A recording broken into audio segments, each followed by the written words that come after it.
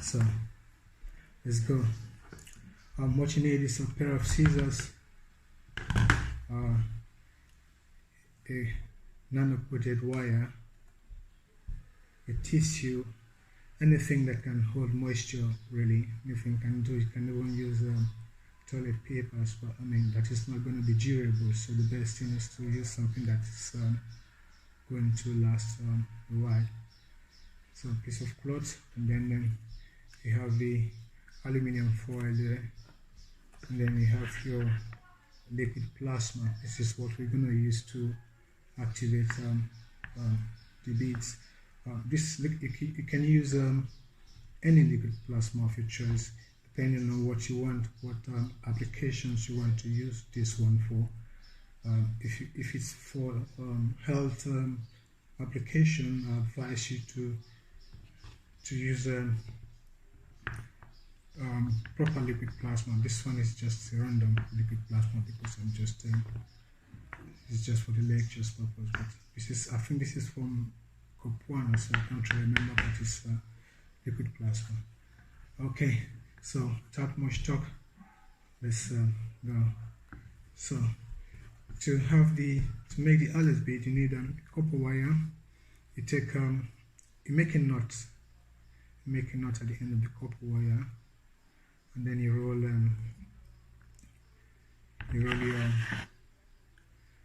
piece of tissue over it like so, and then you make sure the knot is in it. You drag it and make sure it's firmly tied together. Okay, now we're going to cut off this end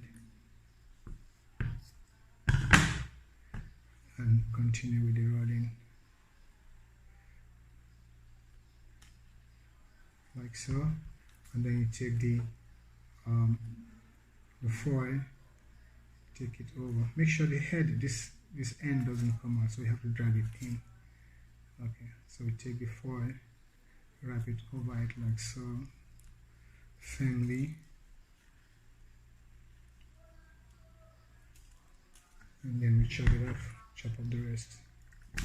Okay, I'm using multiple foils because the one I have is not really strong. I want something to hold it firmly together. That's why I'm using them. I doubled or tripled my my aluminum foil, and then you take the end of the wire, you put it across, the foil, and then you make a turn 3 times. Third time here, we have to hold it together. See here, this is the end. This is the one that came from the tail of it, so we're going to cut that off. And then this is your Alex beads. There are 2 kinds of Alex beads. You have the magnetical, which is this one, and then you have the gravitational. The gravitational, the difference between gravitational and magnetical is that the negative end of the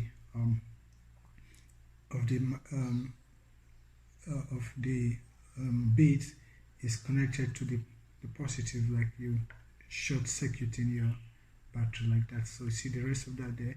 If I connect that one over to this like so, this becomes gravitational.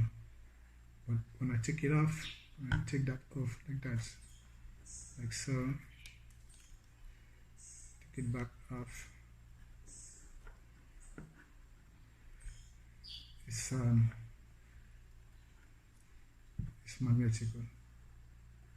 See, and then after getting the beads, in order to activate the bead, what you do is you just dip it in the liquid plasma like so. You dip, and then your beads is ready to be used, but you have to let it dry up a little bit though. You can use it if it's when it's wet, but I mean it's better to let it be moist or dry before if you're gonna put it on the wall. If you're gonna pass current through it, it's better to let it dry. Otherwise, if you're gonna use it for health applications, which means you're going to be using DC direct current. It doesn't matter, you can use it wet or dry. So now I'm gonna show you how to configure the beads. I already have one here, like I told you. This one is already configured. This is the magnetical. You can see I have like 12 cells here also. Here about 12 cells, and here this is the magnetic, this is the gravitational.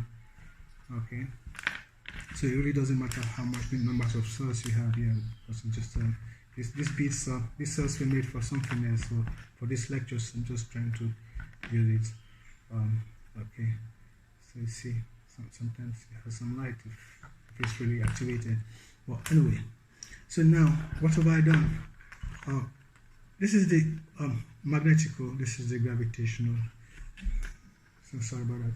So we're gonna use we're gonna connect both ends of the negative ends of both gravitational and magnetical together, which is what we've done here.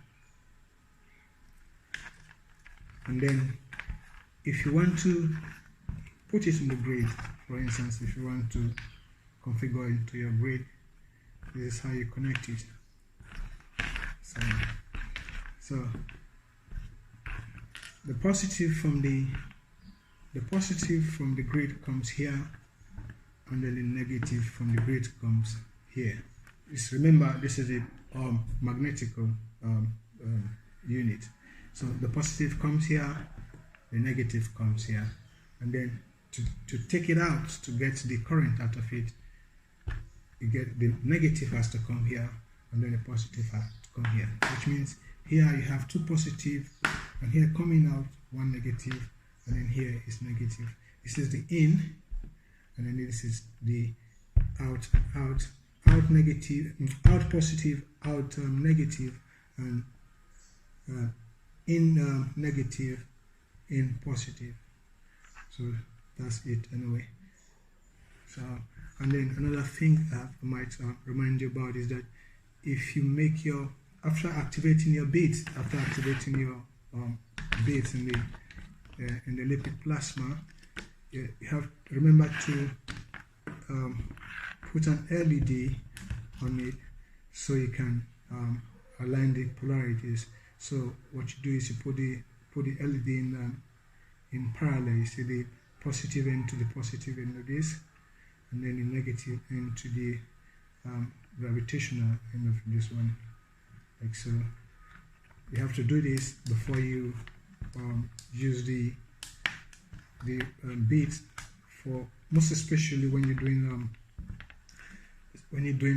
a health unit. If you want to do a health unit, you have to make sure that the polarities are properly aligned before you set up your reactors.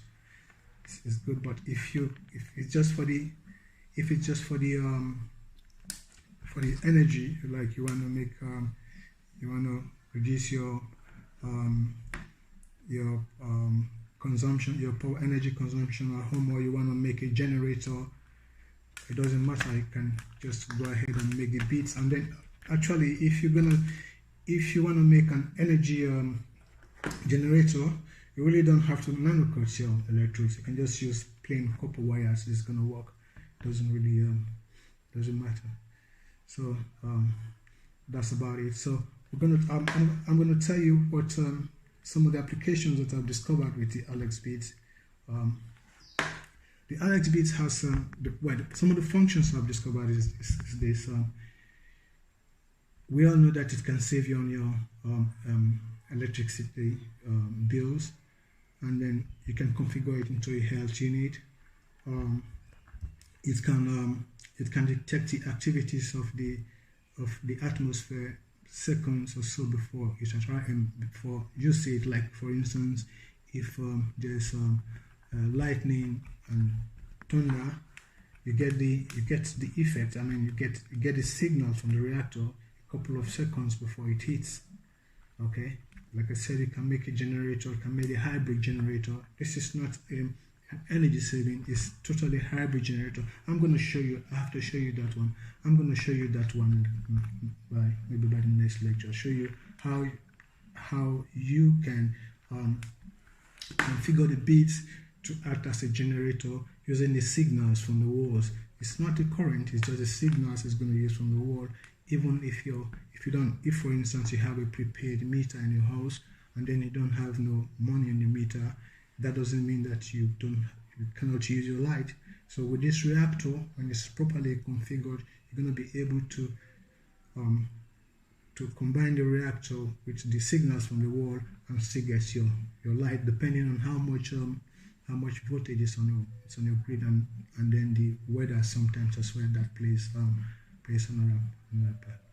All right. In the next lectures, I'm going to show you some of the configurations of the LX beads and then the applications that I've discovered so far. Thank you.